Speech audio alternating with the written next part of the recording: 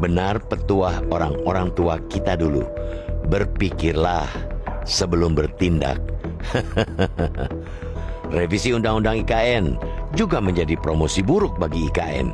Di tengah kampanye agresif Presiden Joko Widodo untuk memperkenalkan IKN dan menarik investasi asing, ternyata pekerjaan rumah paling mendasar belum diselesaikan, yakni aturan dasar soal IKN.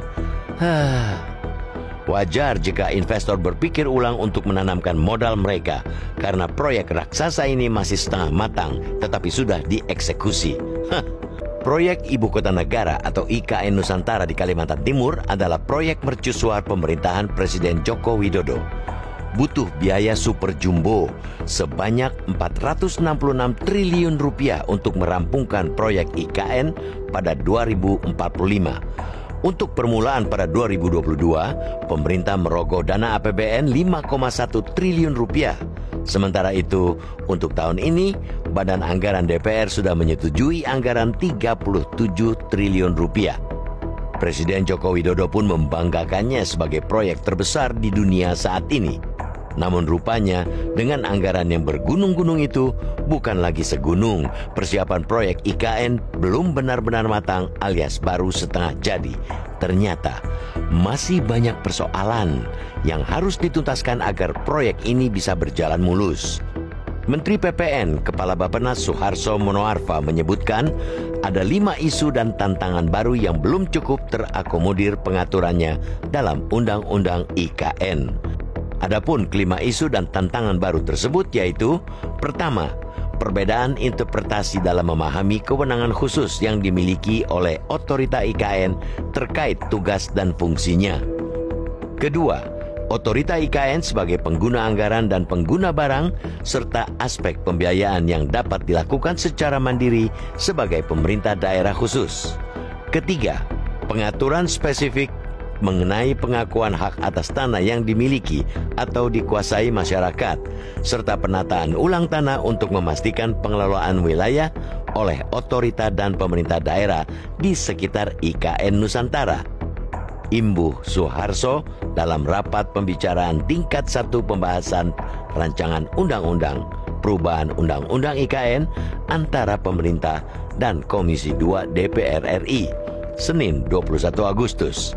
Keempat, pengaturan khusus untuk investor, pengembangan perumahan, dan hak atas tanah agar investasi di IKN lebih kompetitif.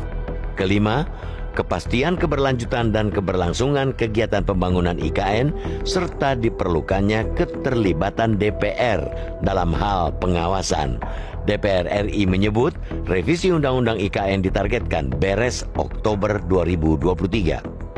Oleh karena itu, revisi Undang-Undang IKN menjadi hal yang krusial. Ada risiko bila Undang-Undang IKN tak segera direvisi, antara lain benturan dengan undang-undang sektoral yang dapat memengaruhi pengambilan keputusan. Untuk itu, pemerintah mengajukan revisi terhadap Undang-Undang Nomor 3/2022 tentang Ibu Kota Negara atau IKN. Padahal, undang-undang itu baru berumur seumur jagung.